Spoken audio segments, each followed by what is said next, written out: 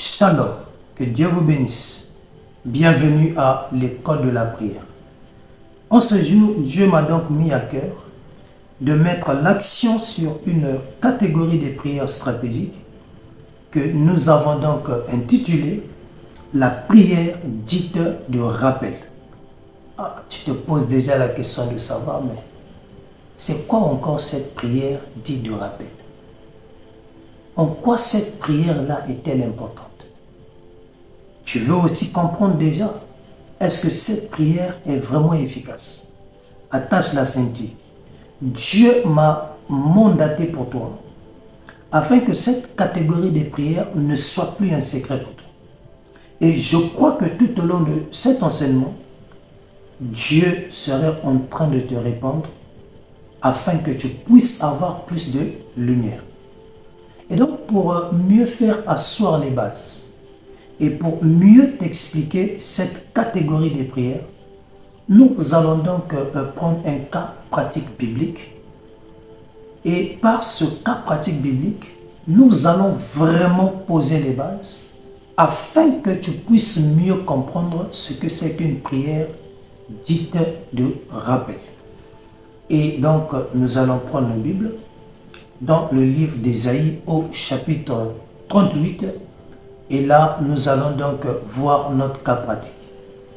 Et quand nous prenons les Bibles dans Ésaïe 38, et nous voyons là que la Bible nous parle de la maladie et la guérison d'Ézéchias. La maladie, c'est le problème. La guérison, c'est la solution. Donc, nous voulons comprendre comment Ézéchias est passé de son état critique, c'est-à-dire de la maladie, à la guérison. Comment il a fait pour avoir la guérison? Donc, nous allons comprendre ensemble. Dispose tout simplement tes oreilles, car Dieu veut te parler par le canal de cet enseignement. Alors, le verset 1 dit: en ce temps-là, Ézéchias fut malade à la mort. Ça veut dire que cette maladie-là est bizarre.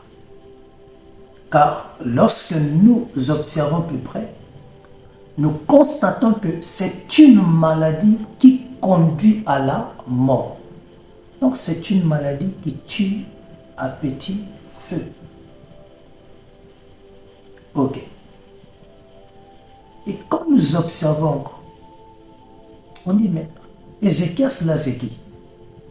Attache ta ceinture. Et là nous partons dans le livre de 2 Chroniques 29 et nous prenons le premier verset. Et lorsqu'on prend le premier verset, il est écrit que Ézéchias devint roi à l'âge de 25 ans et régna 29 ans à Jérusalem. Donc là, on comprend que Ézéchias là n'est pas n'importe qui, c'est le roi de Juda. Et la Bible souligne qu'il est arrivé au pouvoir à l'âge de 25 ans. Et par la suite, il est mentionné que la mère d'Ézéchias s'appelait Abija, fille de Zacharie. On dit, ah, ok. Et si on prend le verset 2, il est écrit que il fit ce qui est droit aux yeux de l'Éternel, entièrement comme avait fait David son père. Ah, donc là, on comprend que, tiens, on dit David son père. Et ensuite, il est de la lignée de Zacharie par le canal d'Abija, sa mère. Donc là, tu comprends que, Ézéchias là n'est pas n'importe qui. Et nous revenons dans Ésaïe 38. Lorsqu'on dit Ézéchias fut malade à la mort, s'il faut remplacer les X par leur valeur, on dira tout simplement que le roi de Juda fut malade à la mort. Ah, donc le roi est malade et cette maladie est en train de le conduire à la mort. Ok, on a compris. Et la suite maintenant nous dit quoi? Le prophète Ésaïe vint auprès de lui et lui dit, on dit prophète Ésaïe. Ésaïe n'est pas n'importe qui. La Bible dit que c'est un prophète. C'est un prophète authentique, oué par Dieu et mandaté par Dieu. Et donc, nous tous on sait que lorsque Ésaïe arrive quelque part pour parler, c'est que c'est Dieu qui l'a mandaté avec un message. Et ici, on comprend que Ésaïe vient à la rencontre d'Ézéchias. Et le fait que Ésaïe vient à la rencontre d'Ézéchias, cela signifie que c'est Dieu qui l'a mandaté pour aller à la rencontre du roi. Cependant, un prophète ne vient pas au hasard. Quand un prophète vient, sûrement, c'est Dieu qui le mandate et qui lui donne un message à transmettre à Ézéchias. Raison pour laquelle il est mentionné que Ésaïe lui dit. Ésaïe dit à qui? À Ézéchias. Alors nous allons donc écouter ce message que Dieu avait donc mandaté pour Ézéchias par le canal du prophète. Il lui dit, ainsi parle l'Éternel. Donc tu comprends que Ésaïe est un porte-parole de l'Éternel. Donc il transmet le message de Dieu, raison pour laquelle il dit, ainsi parle l'Éternel. Alors, que dit l'Éternel? L'Éternel dit donc, Ézéchias, donne des ordres à ta maison. On dit à Ézéchias de donner des ordres à sa maison, car tu vas mourir et tu ne vivras plus. Oh, bien-aimé. Donc, le message que le prophète Ésaïe a porté à Ézéchias, c'est celui-là. Ézéchias, ta maladie là, qui est bizarre là, va te conduire à la mort. Donc, dans quelques jours, tu vas nous quitter. Mais, donne déjà des ordres à ta maison, car bientôt tu vas partir. Donc, en quelque sorte, on demande à Ézéchias de faire là déjà son testament. Comme ça, après sa mort, la famille saura comment faire le dispatching des biens. Ou encore, choisis déjà cette personne-là qui va te remplacer sur le trône.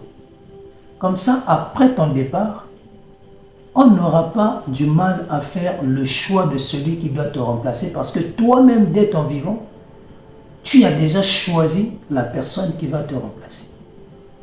Maintenant, bien aimé, regardez comment cette nouvelle est bizarre. Tu ne vivras plus, tu vas mourir. Bien aimé, dès qu'il a écouté cette nouvelle, imaginez un peu la réaction d'Ézéchias. Donc, pour mieux comprendre la réaction d'Ézéchias, nous allons prendre le verset 2. Et la Bible dit, Ézéchias tourna son visage contre le mur. Donc, après avoir écouté le message de Dieu par le canal du prophète, où le message annonçait sa mort, bien aimé, il n'a pas mal parlé au prophète. Il n'a pas paniqué, genre pour tomber à même le sol pour commencer à crier. Non, la Bible dit, Ézéchias tourna son visage contre le mur et fit cette prière à l'Éternel. Il y a là la notion de prière. Donc, c'est la prière d'Ézéchias.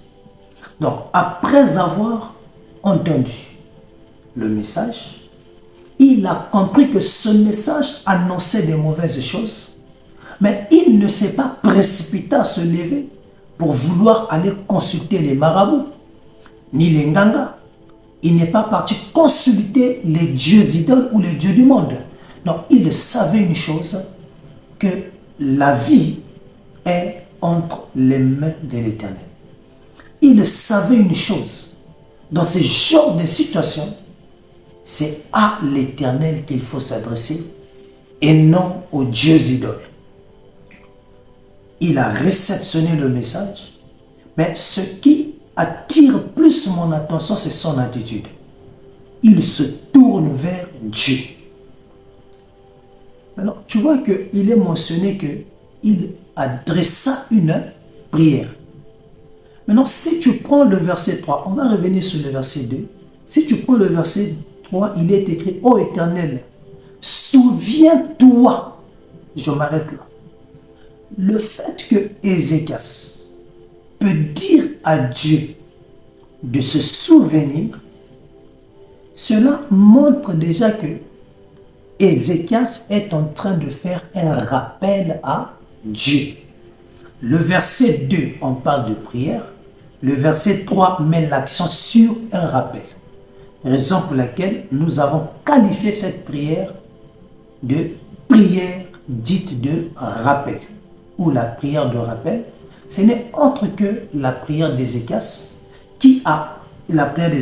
où Ézéchias a pratiqué une prière dans laquelle il dit à Dieu de se souvenir forcément de quelque chose. Nous allons y arriver.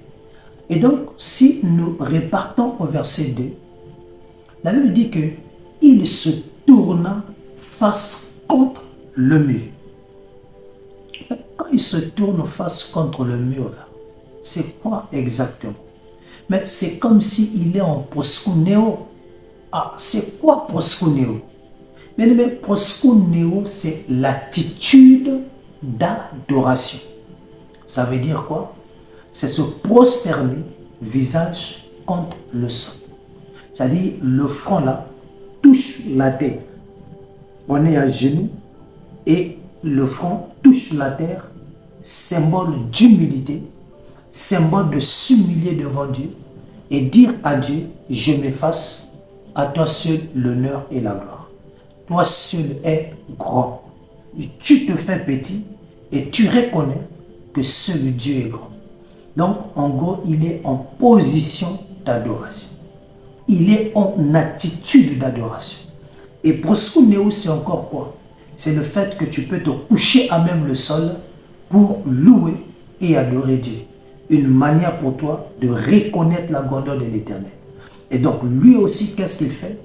Il se tourne visage contre le mur. Question de s'humilier. Il oublie là exactement son titre de roi pour s'humilier devant l'Éternel parce qu'il sait une chose, que le salut vient de Dieu.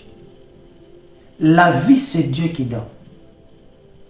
Et donc, la guérison, c'est Dieu qui donne. Alors, qu'est-ce qu'il fait? Il dit non. Je dois m'humilier devant l'Éternel. Ok. Donc, visage contre le mur, et par la suite, il fit une prière qu'il adressa à l'Éternel. Donc, ce que nous allons encore retenir, première des choses, il s'humilia devant Dieu. Deuxième des choses, Ézéchias savait à qui adresser une prière.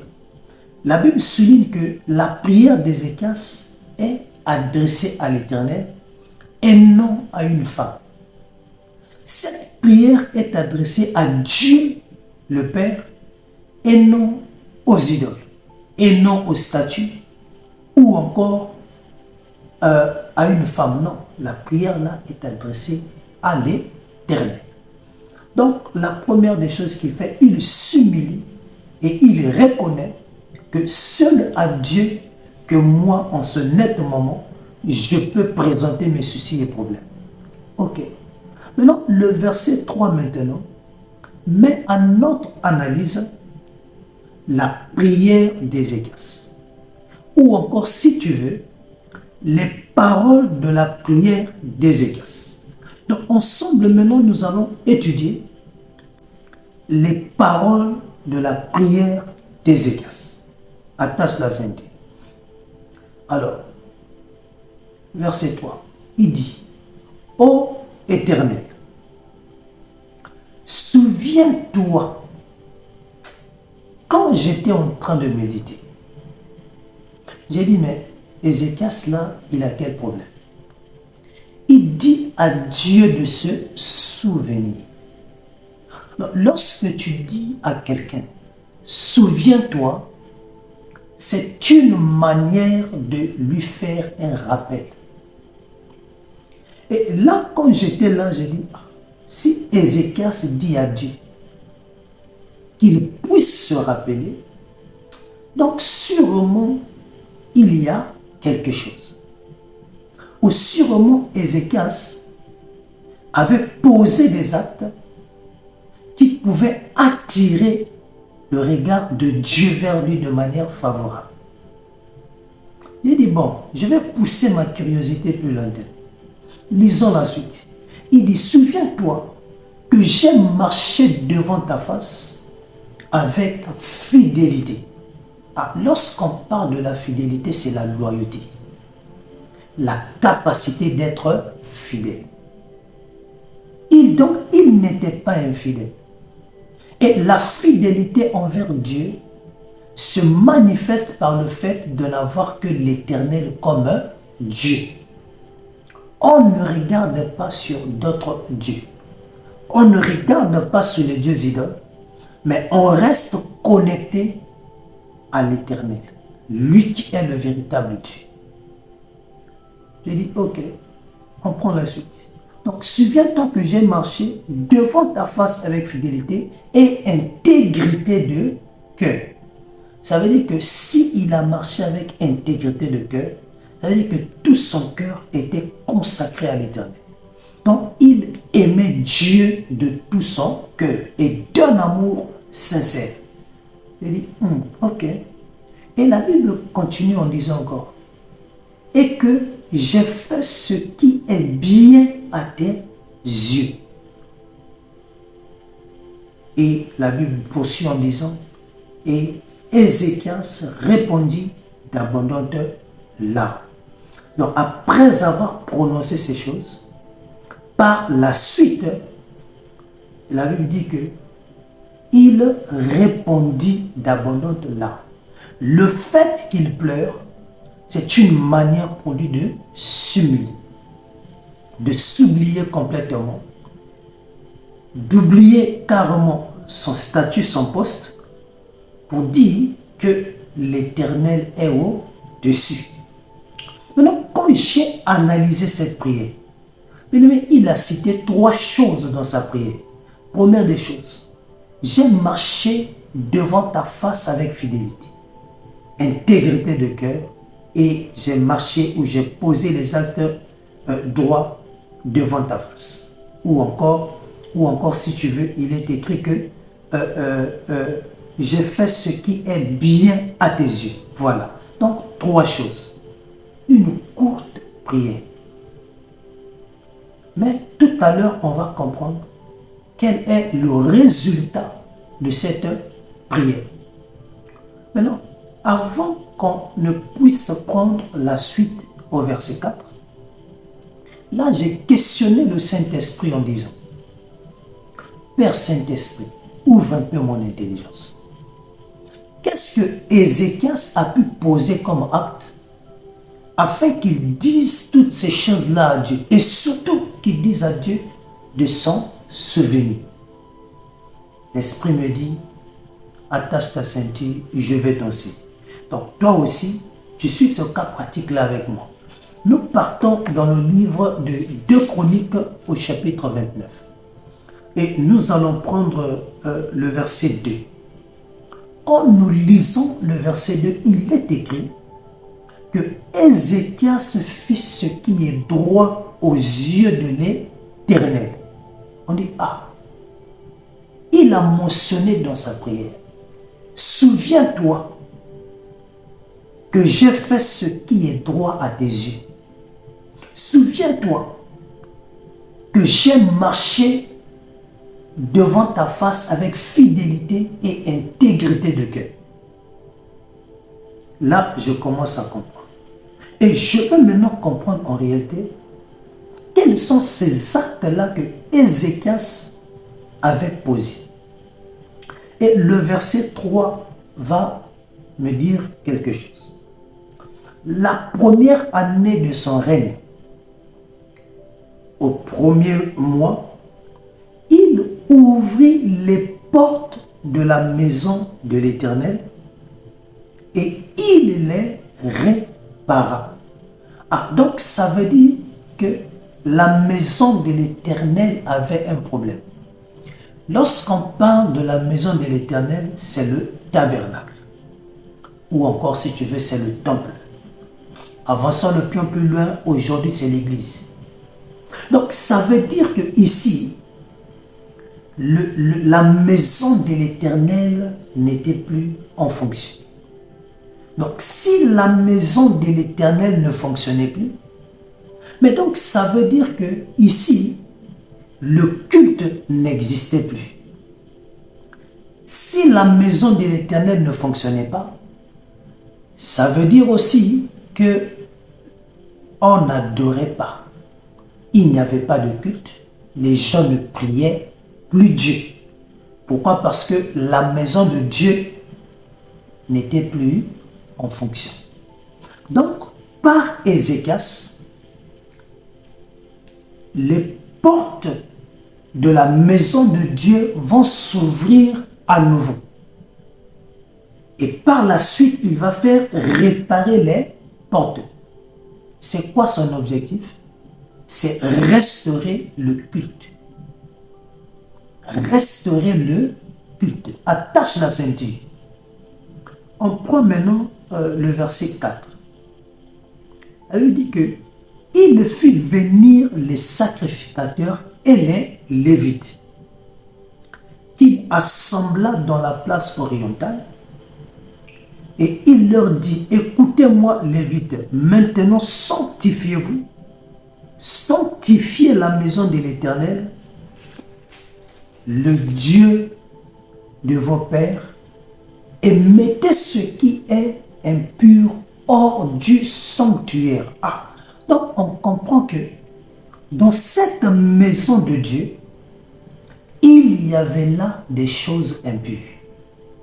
Et lorsque les choses impures sont placées dans la maison de Dieu, ça veut dire que Dieu n'est plus là dedans. Tu commences à comprendre. Et si Dieu n'est plus là, ça veut dire que les gens ne prient plus un véritable Dieu. On va comprendre tout à l'heure. Ok. Et lorsque l'impureté rentre dans la maison de l'Éternel, ça veut dire là que dans ce temple ou ce sanctuaire règne quoi? La sombreté. Et automatiquement, l'alliance entre Dieu et son peuple est brisée parce que le peuple vient là de violer l'alliance avec l'Éternel. Et quand le peuple viole l'alliance, alors qu'est-ce qui peut s'abattre sur le peuple? C'est la colère de Dieu. Maintenant, si nous prenons maintenant le verset 10 de 2 Chroniques 29, vous allez voir ici, Ézéchias dit: j'ai donc l'intention de faire alliance avec l'Éternel, le Dieu d'Israël, pour que son ardente colère se détourne de nous. Ah, ça veut dire quoi? C'est que le temple là ne répondait plus au nom. L'alliance entre Dieu et Israël, son peuple, était brisée. Et donc, Ézéchias veut faire quoi?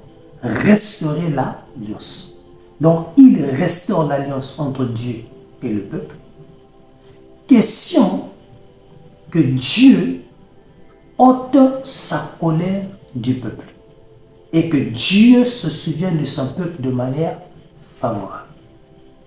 Tu comprends que il est en train de bâtir tout un travail. Alors, si tu prends 2 Chroniques 31, le verset 1, et tu verras que ici, je prends juste une partie, on va nous faire comprendre que dans le sanctuaire de Dieu, il y avait là des dieux idoles. il y avait là des statues. Et qu'est-ce que Ézéchias va faire? Eh bien, il va mandater les gens pour briser les statues et pour abattir les idoles. Donc, ils brisèrent les statues, abattirent les idoles, renversèrent entièrement les hauts lieux et les autels dans tout Juda et Benjamin et dans Ephraïm et Manassé. Donc, vous allez remarquer que dans toutes ces villes, on n'adorait plus le Dieu véritable. On adorait plutôt les dieux idoles. Et qu'est-ce qu'il va faire? Il va enlever toutes ces statues et tous ces dieux idoles. Question de laisser place à l'Éternel. Question de restaurer le culte à l'Éternel. Ok. Ensuite, si on prend le verset 2 de 2 Chroniques 31, là, il est écrit que Ézéchias rétablit les classes des sacrificateurs et des Lévites d'après leur division, chacun selon ses fonctions. Sacrificateurs et Lévites pour les holocaustes, les sacrifices d'action de grâce, pour le service, pour les chants et les louanges aux portes du camp de l'Éternel. Ça veut tout simplement dire que il ramène les Lévites selon leur classe, que les Gershonites s'occupent de leurs tâches, les Kéatites s'occupent de leur classe et les Mérarites aussi s'occupent de leurs tâches. J'ai dit, Saint-Esprit, enseigne-moi encore. Le Saint-Esprit dit, bon, allons dans 2 Rois, chapitre 18. Lorsqu'on arrive encore dans 2 Rois, chapitre 18, on voit toujours ce que Ézéchias est en train de faire. La Bible dit que il fit ce qui est droit aux yeux de l'Éternel entièrement comme avait fait David son père. Qu'est-ce qu'il fait? Il fait disparaître les hauts lieux, brisa les statues, abattit les idoles et mit en pièces le serpent d'airain que Moïse avait fait, car les enfants d'Israël avaient jusqu'alors brûlé des parfaits devant lui. On l'appela par un nom païen. Donc, qu'est-ce qu'ils vont faire? Ils vont prendre le serpent d'airain, ou le serpent de Moïse là. Ils vont le baptiser d'un nom païen et vont faire de ce serpent-là leur Dieu. Et ils vont aller brûler des parfums devant ce Dieu, une manière d'aller adorer ce Dieu idole. Donc ici on comprend que le peuple n'adore plus Dieu, mais plutôt les dieux idoles. Ils adorent maintenant les statues, ce qui permet à ce peuple de prendre ces statues et les faire rentrer dans le sanctuaire. Mais lui, quand il arrive au pouvoir, il ôte ces statues, il a battu ces statues et ces dieux idoles. Question de restaurer le culte à l'Éternel. Question de ramener le peuple à la véritable adoration. On comprend, on dit ouais. Non seulement cela, il a ramené les Lévites selon leur classe et que les Lévites puissent se purifier et que les Lévites purifient aussi le temple. Je comprends déjà que Ézéchias là, c'est un bosseur. Allez, le verset 5 de 2 Rois 18. Il mit sa confiance en l'Éternel, le Dieu d'Israël. Or, mettre confiance envers Dieu, il décida d'être loyal et fidèle et se consacrer totalement à l'Éternel en acceptant l'Éternel de tout son cœur. Voilà quelqu'un comme ça. Et la Bible dit, donc, il mit sa confiance en l'Éternel, le Dieu d'Israël, et parmi tous les rois de Juda qui vinrent après lui ou qui le précédèrent, il n'y en a eu point de semblable à lui. Même la Bible témoigne de cette personne d'Ézéchias. Le verset 6. Il fut attaché à l'Éternel. Donc Ézéchias là était fidèle à l'Éternel. Il ne se détourna point de lui. C'est la dimension de sa fidélité qu'il est en train de rappeler à Dieu dans sa prière. Il ne se détourna point de lui il observa les commandements que l'Éternel avait prescrits à Moïse. Donc, il était fidèle à la loi. Il était fidèle. Il suivait la loi à la lettre. Il observait les commandements. Donc, il n'était pas n'importe qui. Regardez tout ce qu'Ézéchias pouvait faire pour le peuple de Dieu, pour le sanctuaire. Donc, quand j'ai lu tout ça, c'est ça qui m'amène donc à comprendre pourquoi il dit à Dieu, souviens-toi. Donc, quand Ézéchias dit à Dieu, souviens-toi, c'est toutes ces choses-là qu'il était en train de rappeler à l'Éternel. Et quand il a fini de prononcer tout ça, sûrement Dieu au ciel pouvait convoquer un conseil et dire, ah, ce monsieur-là doit mourir. Mais il vient de me faire un rappel ici et je comprends qu'il n'a pas tort. Il a raison. Mais il y a quelqu'un qui va me poser la question, homme de Dieu. Mais notre Dieu, il connaît tout. Il sait tout. Il est omnipotent, omniprésent, omniscient.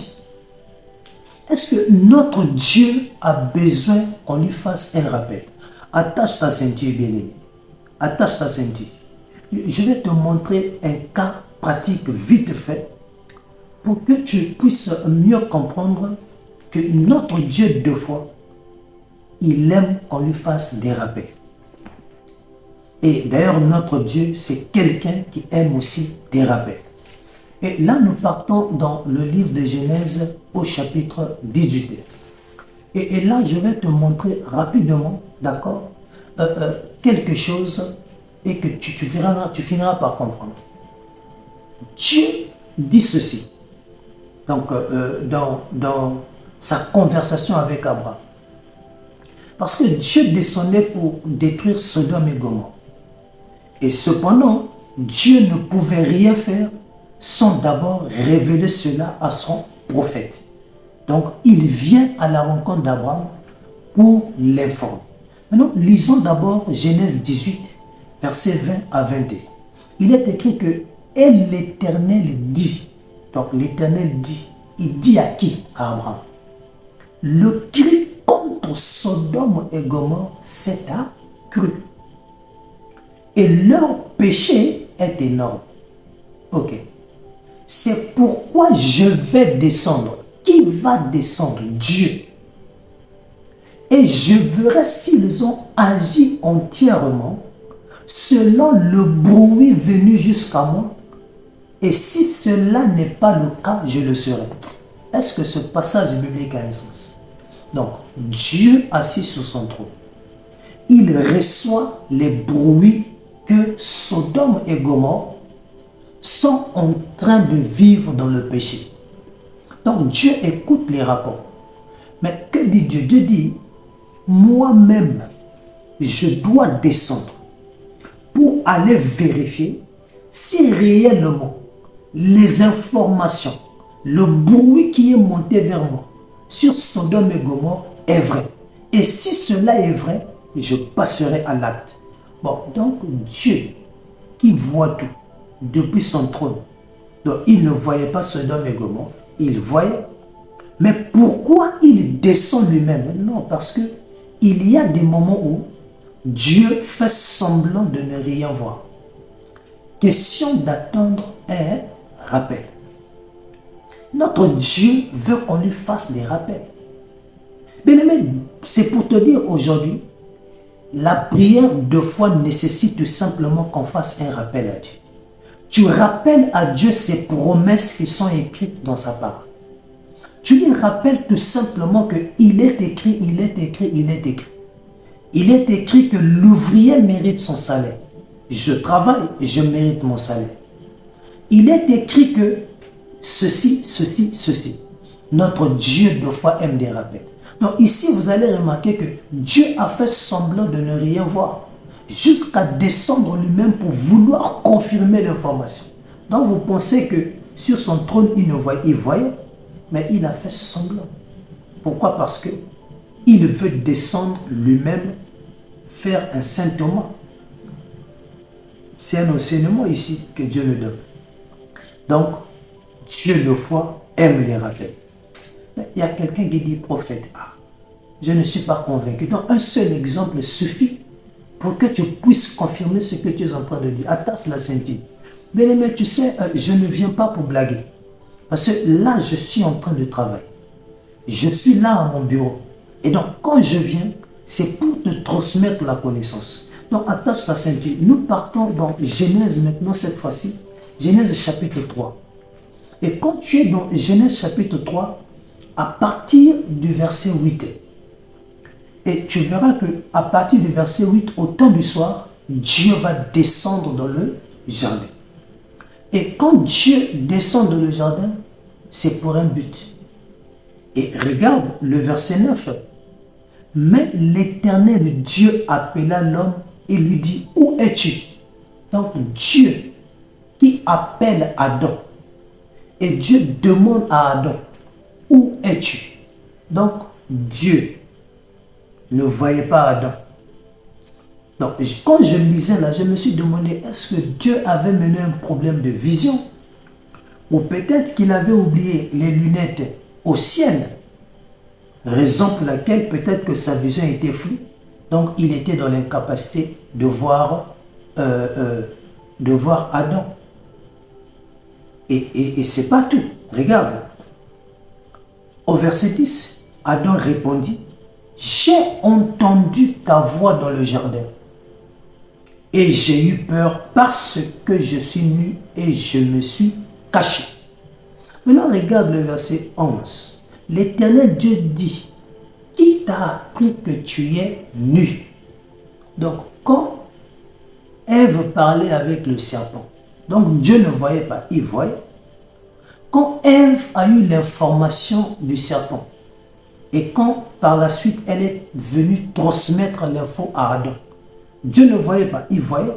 Mais pourquoi Dieu fait semblant ici de ne rien comprendre ou de ne rien voir? Mais c'est tout simplement parce qu'il attend que l'homme l'informe. Donc si vous regardez bien, Dieu est en train de jouer un rôle. Dieu est en train de jouer un théâtre, bien-aimé. C'est comme s'il est en train de jouer dans un film. Il veut que l'homme lui informe.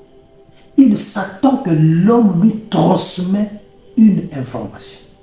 Et regardez maintenant, il continue en disant, est-ce que tu as mangé de l'arbre dont je t'avais défendu de manger? Et pourtant, quand le couple mangeait, il voyait. Mais il demande encore à Adam, est-ce que tu as mangé? Donc, il voyait, mais pourquoi il fait semblant? On continue encore. 12. L'homme répondit, la femme que tu as mise auprès de moi m'a donné de l'arbre et j'en ai mangé. Vous comprenez? Donc, Dieu qui sait tout, qui voit tout. Mais ici, il leur questionne, c'est comme s'il ne connaissait rien. Mais c'est normal, parce qu'il y a des moments où Dieu veut que l'on puisse lui transmettre les informations. Il fait semblant de ne rien connaître, afin que nous, qu'on puisse lui apporter l'information. Donc, c'est tout à fait normal que deux fois Dieu s'attend à ce que nous, les hommes, qu'on puisse lui faire des rappels. Et afin que lui, maintenant, Dieu, qu'il se souvienne de nous dans sa miséricorde. Seigneur, souviens-toi de moi, parce que j'ai posé tel acte. Tu ne l'imposes pas, mais tu dis à Dieu qu'il se souvienne de toi par rapport à ce que tu as fait dans sa miséricorde. Qu'il se souvienne de toi par sa miséricorde. Donc tu comprends que ce n'est que normal que Ézéchias fasse un rappel à Dieu. Est-ce que Dieu a besoin d'un rappel? Oui. Deux fois Dieu a besoin qu'on lui fasse des rappels. Voilà, c'est ce que toi tu dois retenir. Notre Dieu, c'est quelqu'un qui aime deux fois des rappels. D'accord? Ok. Maintenant, quand il fait rappel à Dieu là, ça veut dire que sa prière est montée. Maintenant, est-ce que cette prière-là a été entendue?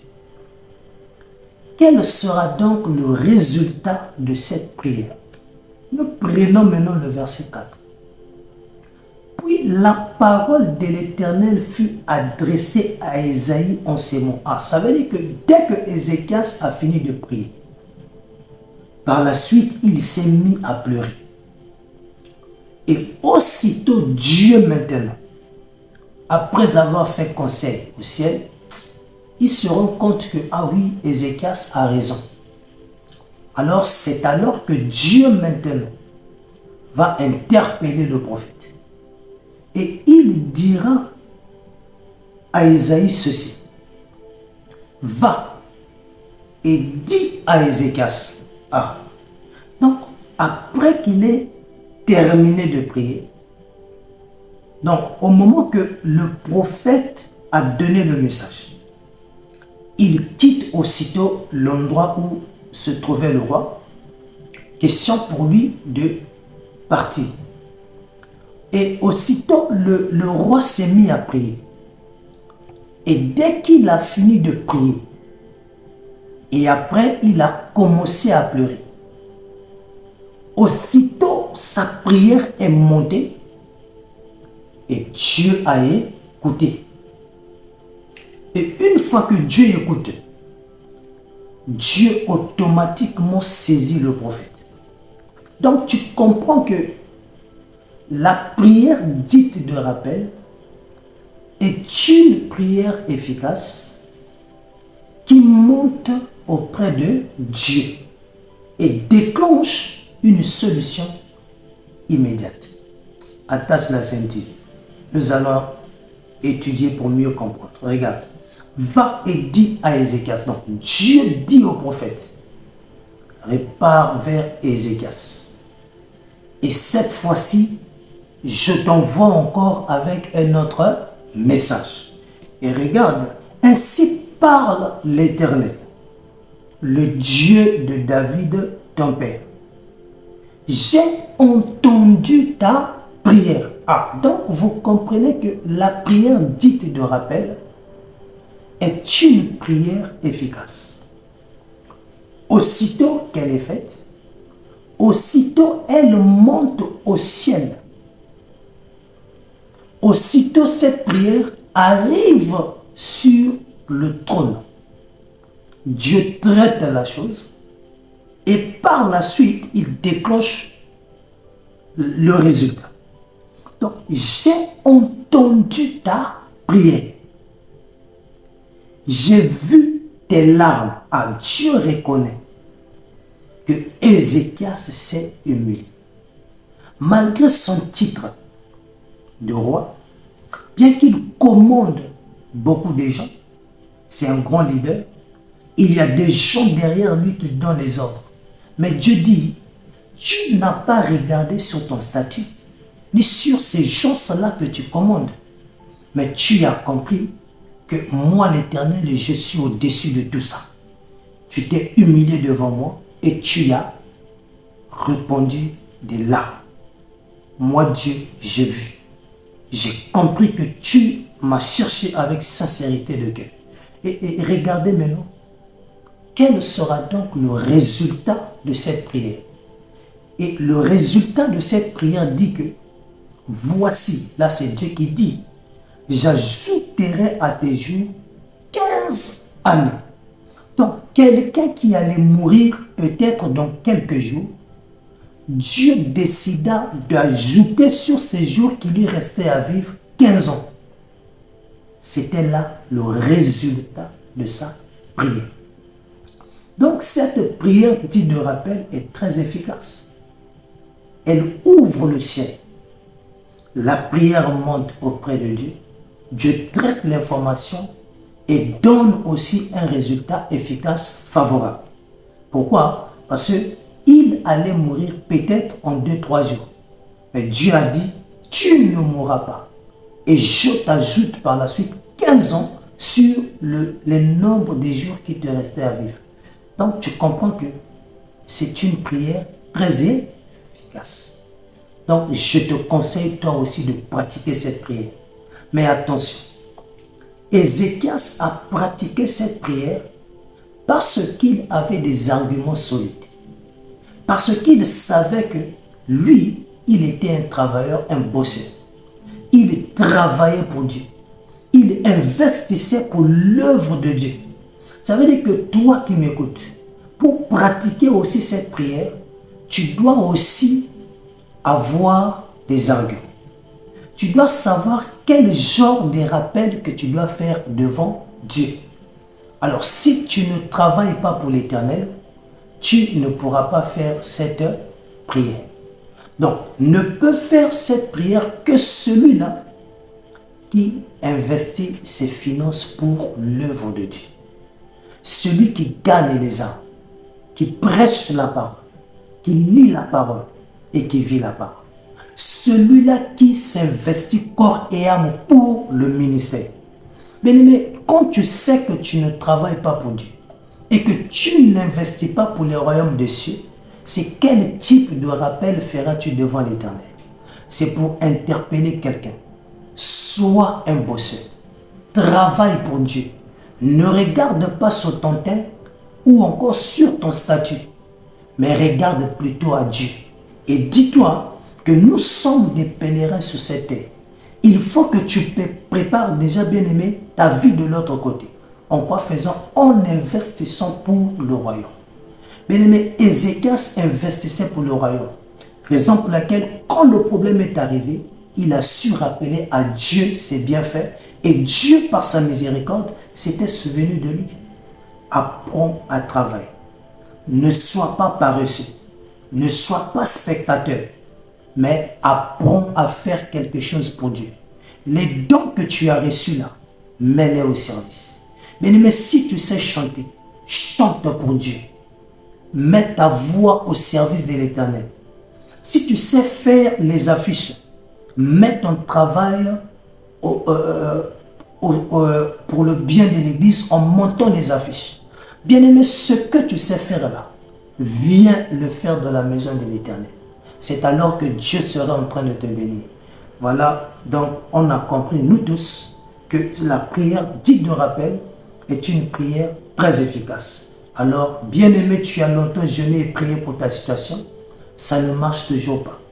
Voilà une nouvelle catégorie de prières. Essaye cette prière et tu me donneras raison. Que Dieu vous bénisse. À nous revoir prochainement. Merci beaucoup. On est ensemble.